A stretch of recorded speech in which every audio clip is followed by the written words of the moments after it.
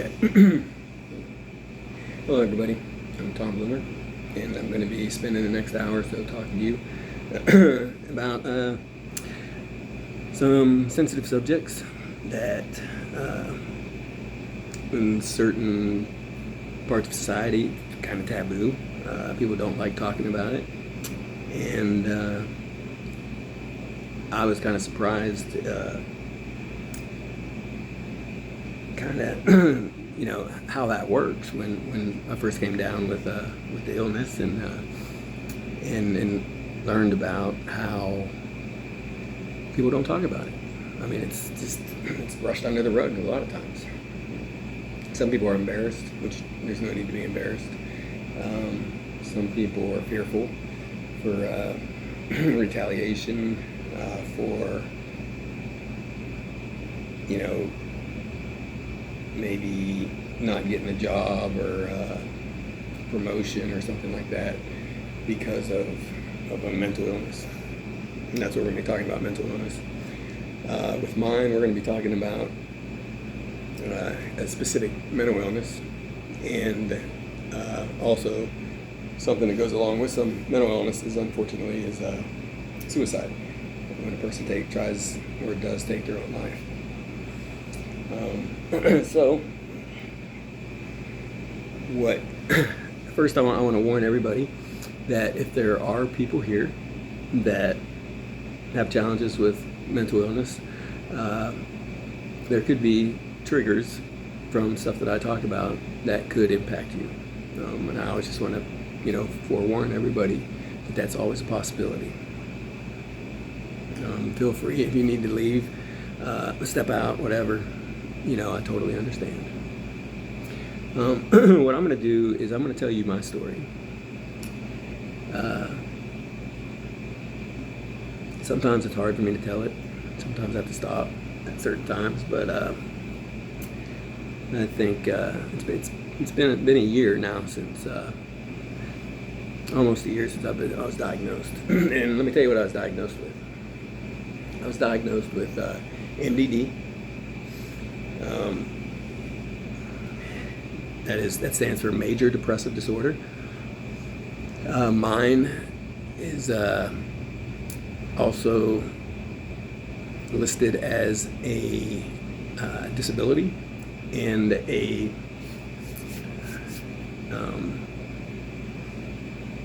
chronic illness, which means it's ongoing. And it's funny, I shouldn't use the word funny, but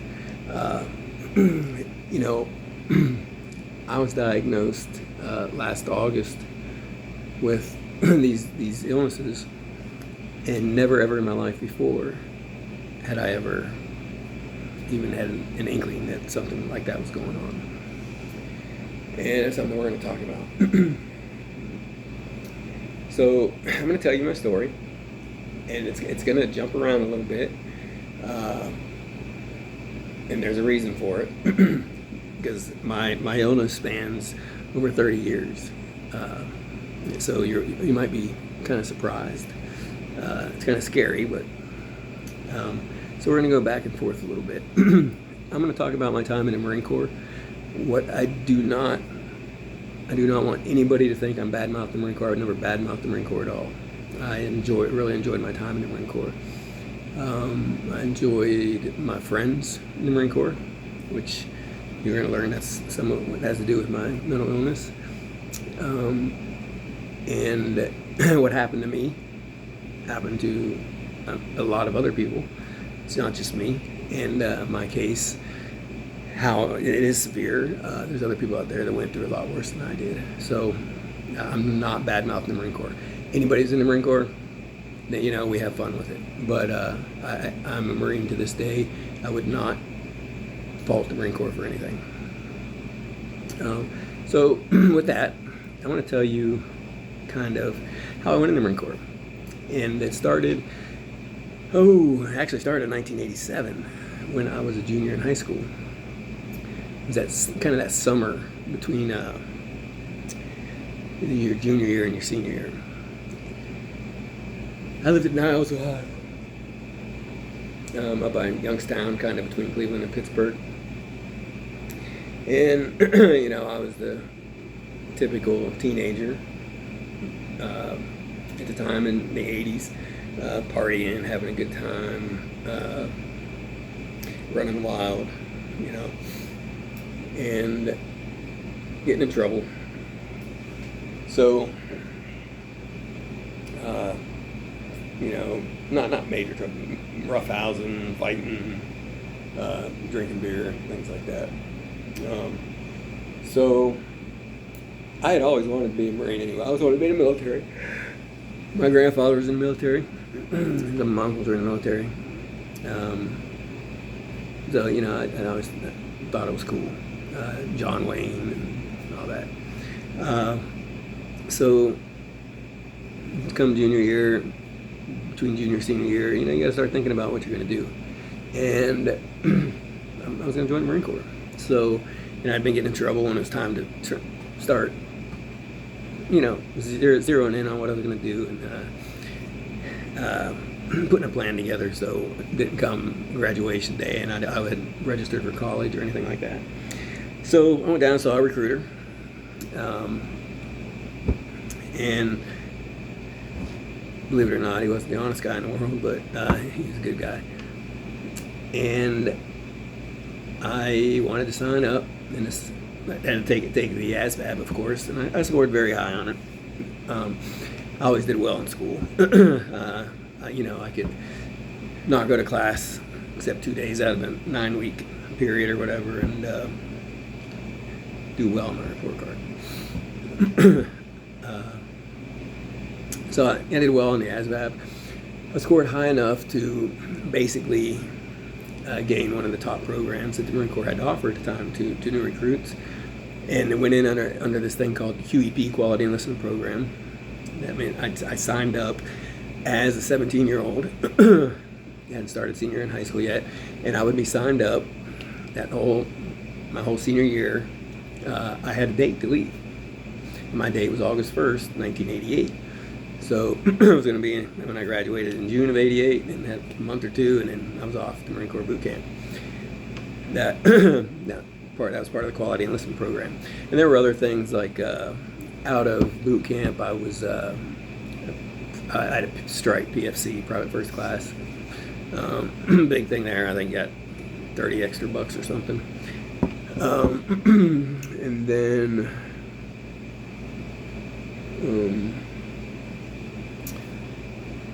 I got a good MOS. I got to pick my MOS. It wasn't going open contract or anything where, you know, you can get anything. I mean, I'm not cutting down any other jobs, but when I went in, I wanted something that was going to give me some type of education. I always did like school. So a good one was avionics. I liked aviation anyway. So avionics seemed cool. That's what I signed up for, 6324, avionics technician. At the time, I still hadn't chosen whether I level, the intermediate level, or occupational level, O level. Meaning O level actually out working on the aircraft. I level, those guys working on the circuit boards, test benches and things like that. So when the O level guys, occupational level, pull a gauge or something out of a helicopter or a fighter jet, they wrap it up and they send it to the lab to get tested and worked on, and that's the I-level guys. It's just pick of the draw who goes where. You know, you get some people. You can sometimes you can pick where you want to go, but anyway. So my duties. I was going to go to Parris Island, South Carolina, for boot camp, and then August 1st, 1988, and then from there I would go to Millington, Tennessee, outside of Memphis. NATTC, Naval Air Technical Training Command. And so I went to my physical and all that. Now this is a year ahead, you know. I go to Cleveland, Ohio, and you stay all night and get up early, and you know you get a really thorough physical. You take the oath and all that crap. Swear, you know. Half drunk, most everybody was, and so I did it. I took the oath and I joined the Marine Corps. Went through my senior year, got in a little bit more trouble, but come August 1st, I graduated in June of '88, and then I went to came up August 1st, and recruiter picked me and this other fellow I was going in on a butt buddy program with, picked us up at my house and took us to the airport, and went to Parris Island, South Carolina, and that's where my life began as a Marine. Well, as a recruit, and looking back on it, once you're in the field, or in the Fleet Marine Force or whatever, boot camp's nothing. When you're in combat or anything, I mean, you realize why you went through that. But when you get there as a fresh, boot 18-year-old recruit, it's scary. And a lot of people don't make it. A lot of people, refuse to train or whatever. They just quit. I didn't quit. I made it through boot camp. I ran into some challenges. I dislocated my shoulder during some rifle exercises, but it wasn't bad enough that I got set back in training or anything, and moved right along. And I wasn't an honor Marine or any of that thing of that nature, but I also wasn't in the bottom of the pack. I was a first class PFTer. I qualified at the rifle and did everything I was supposed to do, swim qual and everything. I passed everything the first time. So graduated boot camp in October of '88 for 3 months, and I went home on 10 days leave from Parris Island, South Carolina, before I went to Millington, Tennessee, or Memphis for my A school, which was going to be basic electricity, electronics, and avionics. But while I was home, I applied for recruiter help duty or whatever, and I got it, and so I'd stayed some extra time at home, a couple weeks or whatever, before going to Millington. Then went and checked in at Millington, Tennessee, and went through my schooling and all that, and it's a long school. It's like a associate's degree or something of that nature. But anyway, it's a Navy school, and there were only 3 Marines in our class, and the rest were squids or sailors, whatever you want to call them. And there were girls, a lot of girls, and I started dating a girl in our. I think when I started dating her, I'm not sure if I was in their class yet. I had gotten in trouble, set back, and got in her class. But anyway, I started dating this girl, and her name was Joey, and I fell head over heels in love with her right away. I'm 18 years old, and we got pregnant very young, and she got a discharge from the Navy after she graduated school, and we had this grand plan, going to California where my duty station was going to be, and we were going to start a family and all that. 18 years old, know everything. So that's what happened. We graduated, made it through that school, graduated. I got helicopters, Hueys and Cobras, and O-level, which means I was out there with the helicopters, turning them up, flying in them, whatever. And I was going to fly out there and then fly Joey out there, and we were going to get married and all that good stuff. So out to California I went, and another gentleman that had been in our class, I said there was only 3 Marines in our class back in Millington, this guy Tom Adams, he got the same unit as I did, and he came with me. We went to the same place, same squadron and everything. And he had a car, I didn't have a car. So we made a deal where, I was going to live off base because I was getting married, and he could stay and be a roommate as long as we could use his car. And everybody else lived off base, so we were still going through more school at this point, so nobody really gave much care about it. So in the meantime, I had to save some money to get my soon-to-be wife out there, who's pregnant. And So we go out, we get an apartment in Oceanside, California, like Camp Pendleton, and get my wife to fly out there, and she comes out. And I'm not going to spend a lot of time on this, but, we start living. And, well, the following year, I'm going on a Westpac, which is a float, a deployment, where it's the MU, Marine Expeditionary Unit, special operations capable. You go out and you're on a ship, and if anything kicks off in the world, that way they have contingencies out there ready to go. And part of the unit goes to Okinawa, Japan, to protect that part of the world, and other parts floating around with the battle group. So I was supposed to go on this with the battle group. Well, before you go to the battle group, you go to you merge with another unit, because you're all going to be part of this expeditionary unit. So you're teaming up with the grunts and the Stinger missiles and amphibious units, and you're all going to be part of this group. So we were Hueys and Cobras, and we were joining up with 53 and 46 Squadron HMM 164 out of Tustin, California. And so we merged with them.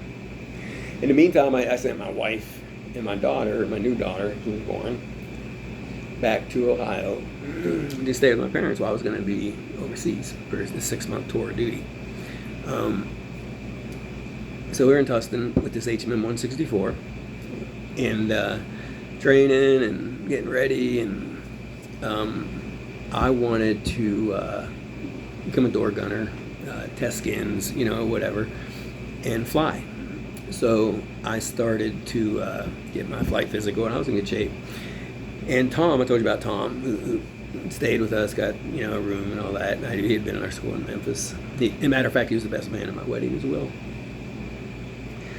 So we're out in Tustin, and we were going through getting our skins, our flight suit, our flight credentials. You're gonna go flight physicals and flight all this different stuff, psychological testing, and so being a door gunner and flying in helicopters, it's a pretty big deal. Well, I had a disqualifier, and that was my eyes. Now, they needed people really bad, and my staff sergeant told me, hey, and this is back before computers and all that, you had your own medical record, and you carried it around when you were going checking into these things.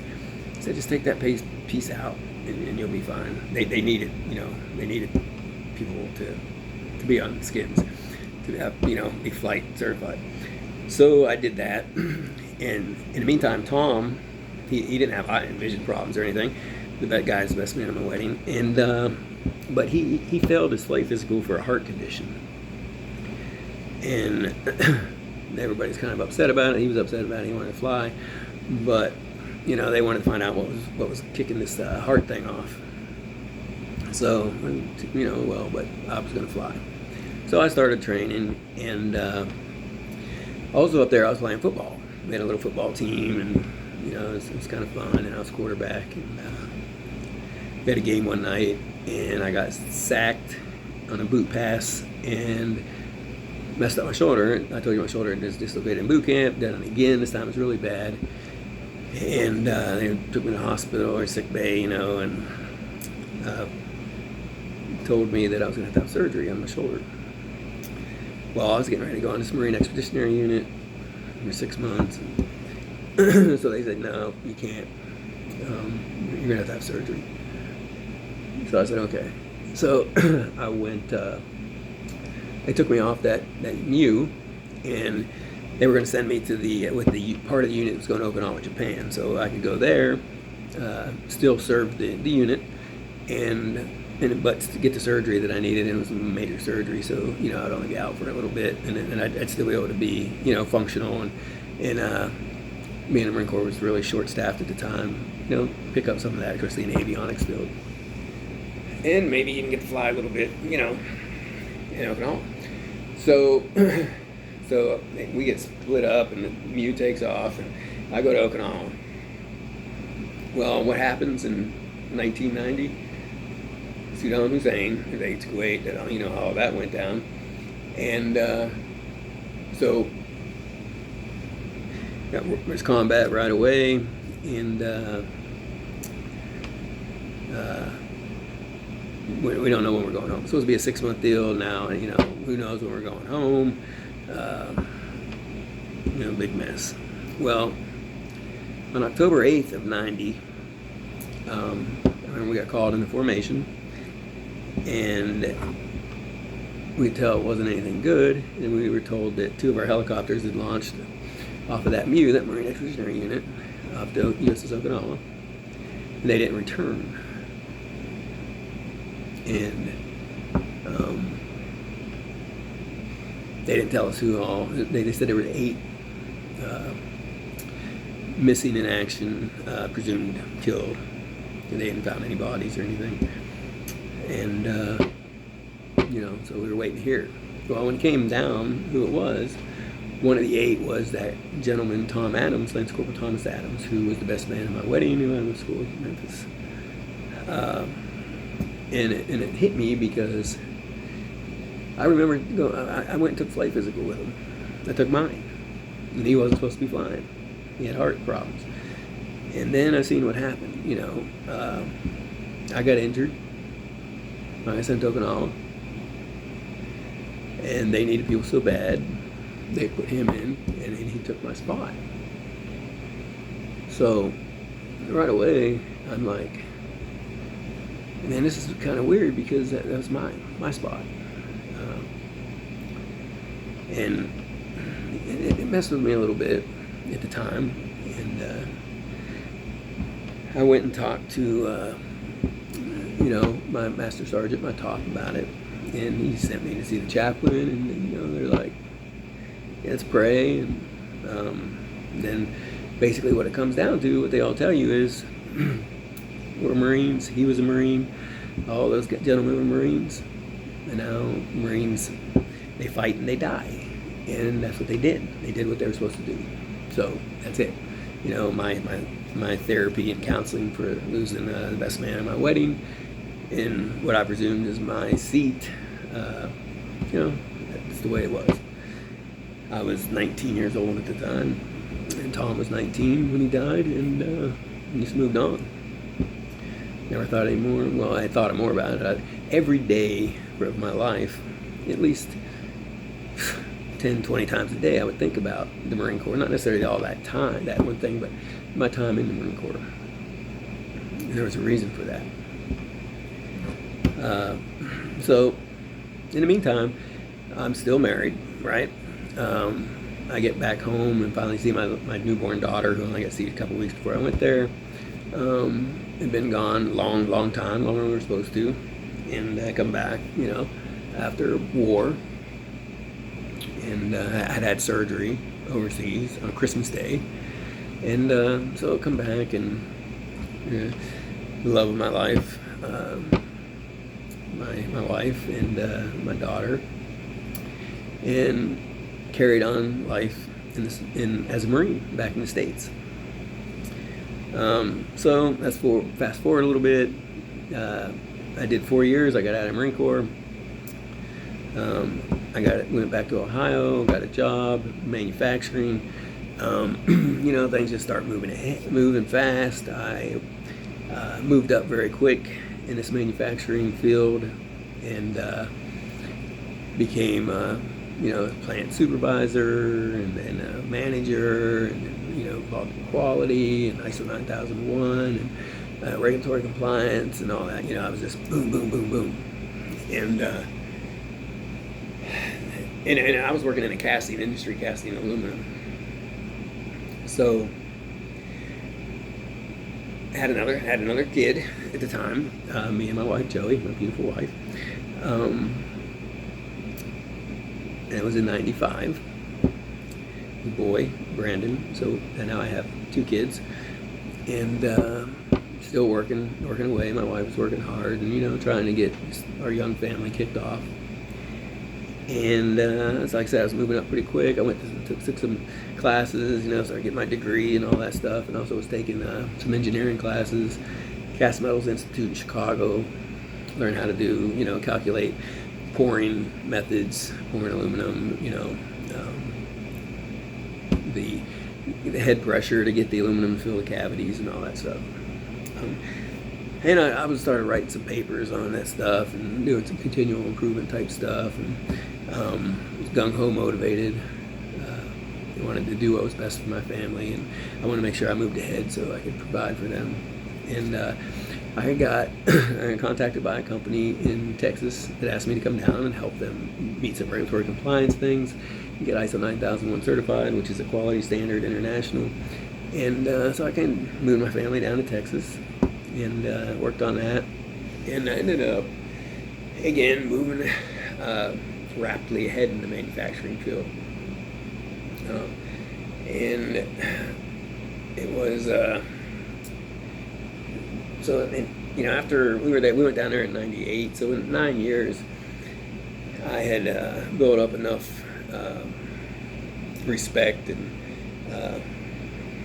notoriety, I guess, in the manufacturing field that I got an offer to go to Georgia and work with a company that was a very small machine shop and design engineering company. They needed to get some regulatory compliance certifications and things for the Department of Defense, and ISO 9001, AS 9100, these certifications so they could be involved in the whole manufacturing of the Joint Strike Fighter, which is the F-35 and the F-22, and they did other, government contracting as well. So I talked to, the owner wanted me to come down there and work. The family didn't want to move from Texas, so I said I'll come do it on a contract basis, and in 6 months, we'll get you certified. And I did. And but then the company was growing real quick after we got certified, and so he made me a really good offer to stay there and be the general manager and things of this manufacturing company. He paid me good money, and the family said, yeah, they move out there. And so that's what they did. So my daughter's already done by high school. She finished high school in Texas, so she's going to go to college. She joined the Army and National Guard, and then in college. And Brandon was, my son was going to start high school out there. So I started traveling internationally at that point as we built this company up and ended up selling it. But I did spend a lot of time in China doing some low-cost country sourcing and things of that nature to build up our profitability. And so buzzed through that, a couple other jobs, bang, bang, bang, still moving ahead fast. And bought a house in Georgia there at the beach, and now we were going to move back to Texas. This was 2011, 2012, 2013 time frame. So we moved, I think it was 2013, we moved back. I got a job in Texas. So we came back to Texas in the oil and gas industry, and more regulatory compliance type stuff, being oil and gas. It was a valve company, and I was going to be in charge of their facilities that are, had to meet certain regulatory compliance standards. API, Q1 was one of them, and some monogram things. So, Sulphur Springs, Texas, here I come. So, at this time, it's just me and my wife. Now, my son's graduated. He went off to the Marine Corps. My daughter was off at college now. So, it's just me and my wife. So, we bought a little cabin in Texas, in Sulphur Springs. I was going to be traveling overseas a lot. I ended up spending a lot of time in Italy, China, India, Indonesia, Malaysia, Germany, UK, all over the place. And because I got put on an M&A team, mergers and acquisitions, and just moving fast, right? And the last job that I did before COVID, we'll say that, was a company where they had called me and asked me to help them kind of assess their company. It was an older gentleman who had 40-some patents that had to do with running casing down their drill pipe, down the holes after drilling the holes. And he wanted to know whether he should grow the company, what. So I went in and spent 3 months assessing everything, and I had a meeting with him and his wife, who's about 80 years old at the time. And I said, "Sir, you need to sell this company." And he's like, "Why?" And I said, "Well, you and your wife, you got a beautiful wife. Go have fun. It's gonna take some time and money to get this company compliant to play in the arenas you want to play in." So he said, okay. He thought about it, called me, said, "Yeah, I'm going to do it." He wanted me to do it, sell the company. So I took on that task, and I sold it after about 6-7 months, putting it, entertaining all these offers with Shell and all these big companies. I finally sold it to a company in Canada, publicly traded company. And the gentleman that owned the company and hired me was very grateful, and he gave me a large sum of money for doing that. And it was a very exciting, life-changing moment for me and my wife. And we opened a bar and restaurant. In 2019, we started doing it with that money that we got. And, out in 2020, COVID hit. And so right away out of the gate, we were pushing a wet noodle up a hill. And one challenge after another. And the business didn't work out that good, needless to say. And at the same time, both my wife now, I've been with this beautiful girl for since we were teenagers, babies ourselves. And now we're 50 and trying to start this business, and it didn't work out. And I made some bad decisions and got kind of caught up in it, and no fault of hers. And we lost our families were hit hard by COVID, and it was a challenging time. And like I said, I made some bad decisions. I did some things I shouldn't have done. So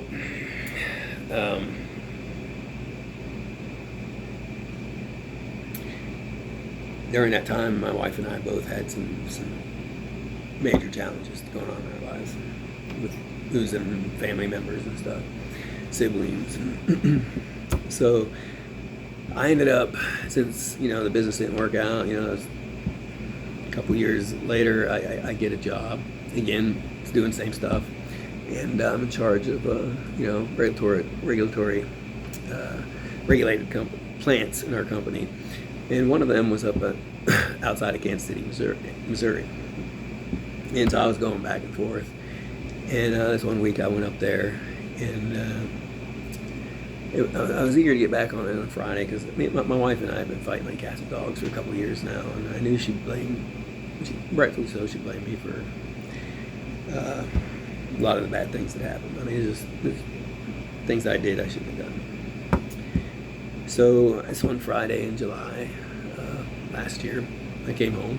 My wife was gone, and so this is the only girl I've ever been with. Love this girl to death. She's my life, and now she's gone. Left me a note, took her stuff. So, and I'm not blaming Joey at all. Okay, but I didn't handle that well, and I struggled throughout the weekend. And Monday, when I got up to go to work, now I don't remember this day, and I texted my boss in the morning. I said that I wouldn't be in. I had some things to take care of. He said, okay. And next thing I have on my phone is there's a picture of me starting a grill.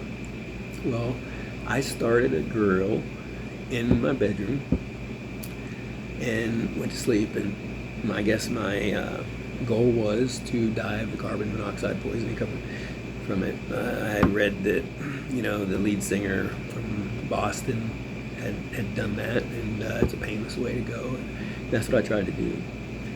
And a gentleman came to my house. I think maybe me and my wife, I talked to her or something, and called him or something. Anyway, he comes and, doesn't see me, comes in the house. I'm not answering. He comes in the bedroom. I'm unconscious on the bed. He calls 911. They come, rush me to the hospital, and I'm in, unconscious for a couple of days. I don't know what it was. And I wake up in the medical hospital and, critical care unit or whatever, and I wake up and I still don't know what's going on, but the nurse comes in there and asks me why I tried to kill myself, and I'm like, I would never do that. And but sure enough, I did. With that grill. So I'm trying to, figure this stuff out. And the psychiatrist comes and talks to me, of course, and I want to get home. I want to get back to work. I know I got audits coming up, and now I know that with my wife gone, it's just, there's nobody else at the house. So they're like, well, you got to eat something. And so I made sure I ate. And then all of a sudden they were taking me to this other hospital to kind of look at me or whatever. So I'm like, okay, well, this is the psychiatric hospital now that I'm going to. Once you get in there, it's hard to get out. But I go in there, and I'm not jumping over this whole suicide thing, because that's what a lot of this is to be talked about. But I'm learning some things about myself at this point. So I go to this psychiatric hospital, and I get checked in, and it's by the time I get checked in and everything, it's like 7:30, 8 o'clock at night, and so I just get thrown right into the day room with other patients or inmates, or whatever you want to call them, because this is a court-ordered thing. It's like prison, jail, whatever.